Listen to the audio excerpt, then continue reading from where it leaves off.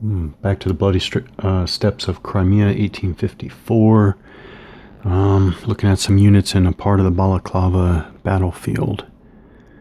So far, looking at skirmishing, advancing on the enemy, fire combat, line of sight, and combat effects, or fire combat effects. All right, so this this is not a beginner war game. Of course, I never thought it was, but now I can definitively say not a beginning war game. This all seemed really weird, and it's wrong. So let me back this all up. So the Russians infantry and skirmish formation moved up here. They did take reaction fire from the British line there, like that. And it was like that. And then I moved here and had the Russian infantry and skirmish fire on the British line and get a 1 MP effect. And it all seemed... it didn't seem right. Well, infantry and skirmish formation can only attack... It says only attack alone. So I'll say I think that means only attack singly. And they can only attack other infantry units in skirmish formation, artillery units, and any routed units. That makes perfect sense. You can't have these skirmishers waltzing up to, British redcoats here in line formation and going up terrain as well. Not that that necessarily has a strong bearing in game terms, but just in real world. So what does that mean? So can only attack alone. So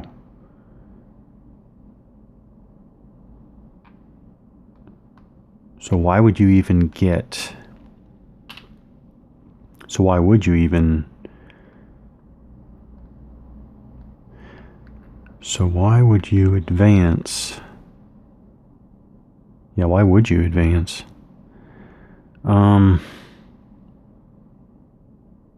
Yeah, I need to get my Russian assault columns up. So advance these Russian assault columns up here. Going 1, 2, 3. They have a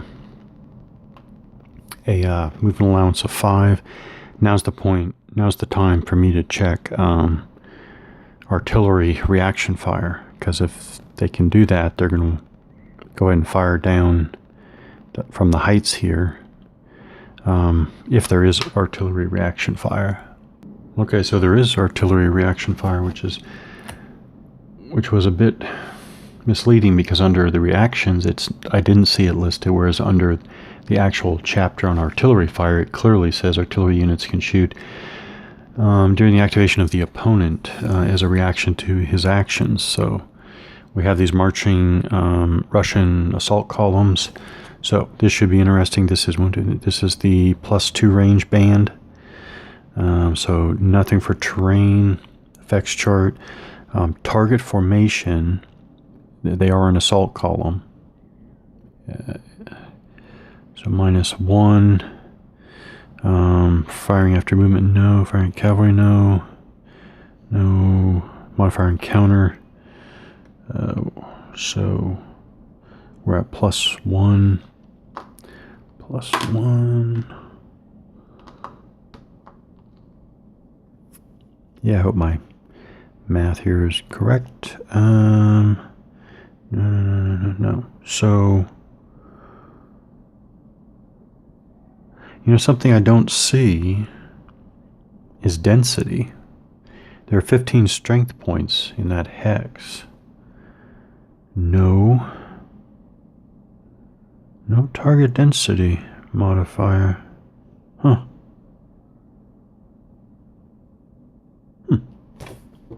Okay. And it's +1. Why? Oh, because of range. +1. Oh, that's good. Okay, so 3. The morale of the cannoneers there is 7. So we go to the 2 hexes or further range. We have 3 plus 1 is 4. For cross-reference that with a morale of 7 is dash/2. So 2, it will be 2 movement point. Oh!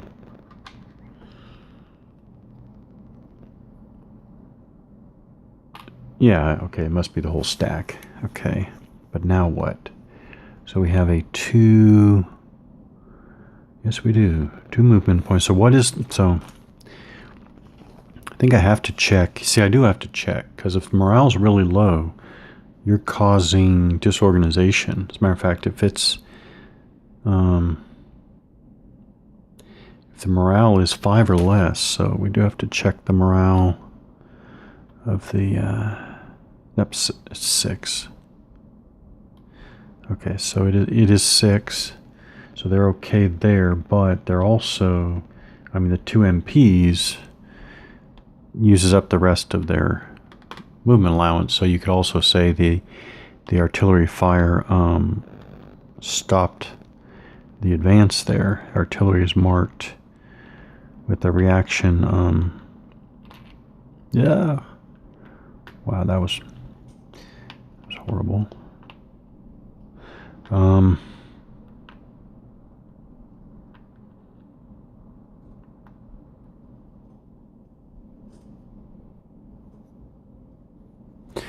right. All right, so I'll continue to move. So there is artillery reaction fire. So I'm plowing ahead to pick up things, but I'm really not sure I got all the details here. Some things still seem off.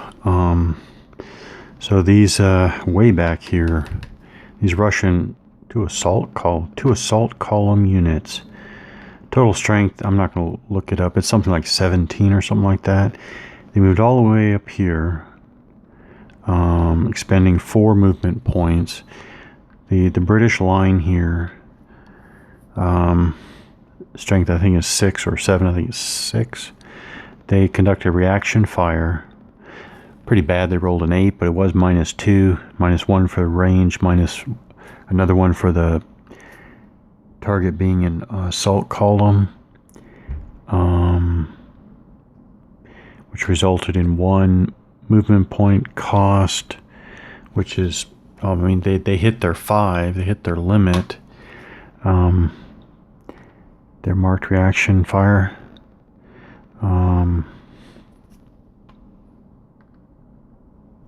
Still doesn't seem... Still feel like I'm missing some things. I don't know. I'll move on. Yeah, I just wanted to review that combat, as simple as it appears. All right, switching to the British side here, I moved all the markers. So the artillery is going to crossfire here down the slope. Oh, wait.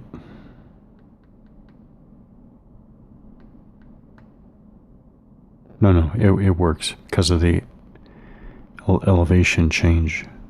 1, 2, 3. So this hex is blocking. You move it 2 towards the viewer, which then makes it closer to the viewer than the target. Okay, so I do think he can fire this way. Oh, might finally get some flank fire there. Yeah, gotta check on that. And then this artillery is going to fire at these assaulting columns, and then I'm going to fire with my 2 lines here. Now, the one thing I'm going to be looking for, I'm going to look for a few things, but one major thing I might be missing is that if it costs 2 movement points during your activation, which is the British activation, if it costs 2 movement points to fire, which I got to verify that, then I guess these guys are attacking twice. Then it goes, does that mean they can attack 2 separate targets? And what about artillery? How many times do they get to fire? Is there a movement point cost for artillery? All right, so right off the bat, the artillery does have facing. I was trying to remember that. Of course it has facing, which means that this artillery isn't... I might have even had illegal attack before, but their cone of fire, their field of fire is going out this way, so they're not shooting at anybody. So they will have to move, and then there's a penalty of firing after moving. So let's see if I can figure this out on the spot. Oh yeah, this is a 60-degree turn. Artillery. Stock MPs. Okay, it's 5, but it's 0 to turn. Okay, I'm looking at so formations chart. You got infantry up here, you got cavalry down here, you got artillery. Formation type is none. It's just artillery. Stock MPs, 6 and 5. French have 6, other have 5. It says 60 or 180-degree turn cost 0/0. So, oh, salvo cost. So there is 2. Oh, salvo cost. So it is 2 for all of them.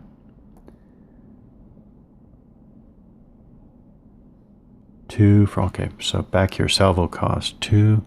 All right, so it is 2 for it. So I do have to go 5. So I guess putting that all together is they do a 60-degree turn. That doesn't cost anything. They still have 5 movement points, so they'll get 2 salvos, but there will be the artillery fire modifiers chart. There will be the, where is it? The firing after movement. So there will be a +1 penalty. So that's the penalty of moving. The artillery. So there's an accuracy penalty. Okay, so I was wondering about the lack of... One of the things I was wondering about was the lack of lethality. So already I've been doing 1/2 or even a little less than 1/2 of all the illegal attacks. So that should help. I still haven't found anything yet about switching targets. But anyways, they turned. They can fire twice now.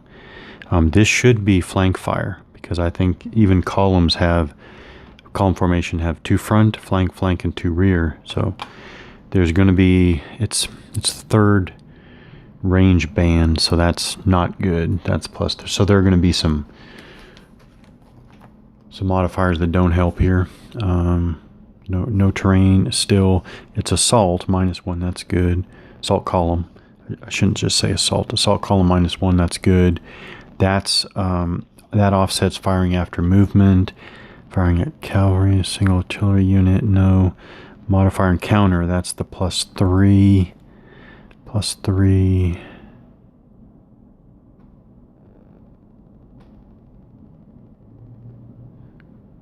Oh, maybe this modifier for concentration is something to look for. Oh, that's Russia only, okay. And then flank. Firing target. And that's funny. It's not firing from flank. But anyway, firing from... Well, okay, I guess it is firing from flank from the target's perspective. Okay, but so that's -2, so... Great. Where was I? Is that +1? Plus. I think it's +1. All right, so +1. So I'm sure that's 9. I'm sure that's nothing. Yeah. Oh no, 2 high rolls, nothing. Oh man. Oh, that's too bad. All right, so we'll see what the other artillery unit can get. All right, so we have something. The first shot of the artillery here, that's its firing, its field of fire. So the Russian columns here, assault columns, are in the fire zone there. They rolled a 0, which I got a modifier +1. So that's going to be 1. Their morale is 7. 2 hexes are further, so 1 on 7. That is 1 and 2. That is 1 and 2. Oh, how do I distribute that in a stack of 2 units? Oh, I think it's the top unit. Alright, so I do think combat losses are borne by the unit on the... maybe that's the wrong word, but combat losses go to the unit on the top, because they're in the front. So I did subtract 1 from the top unit there. Subtract 1 from the top unit there. But now, is it implied that the 2 movement point loss goes to the entire stack? Because they are moving... Wait, they're not moving at all.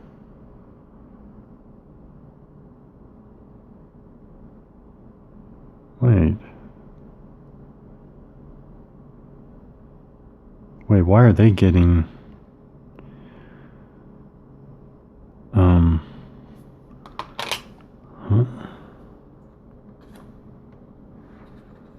Why? Whoa. What? Man. Alright, I'm gonna have to... I mean, it's clear. It clearly says if a stack is the target of fire, the loss of mobility affects the whole stack. But I'm just wondering, what does that have to do when they're the target during the British activation? Oh, by the way, do they disorganize anyways? And if they... Oh, my. There's 6... Yeah, they do, because one law... Well, actually, who disorganizes? I guess the first one does. Oh, because technically the first one had 3 losses altogether, I guess. I'm going to go with that. So I'm going to grab a disorganized marker. Oh, that means this one cannot... So the disorganized marker cannot be for the stack. Disorganized marker has to be for the unit it's on. But the 2 is for the stack. And this matters because there's a second artillery... Ooh. Wow. That's the most powerful attack you can get. So now we have a repeat. So that unit takes another loss, actually. I'm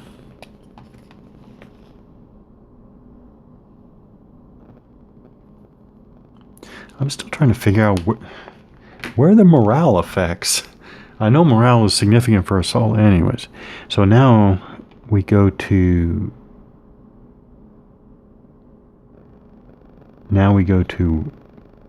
Oh, okay. All right. This will be the first time we have this. Already disorganized. I think there was a morale check now. I was wondering where the morale checks are.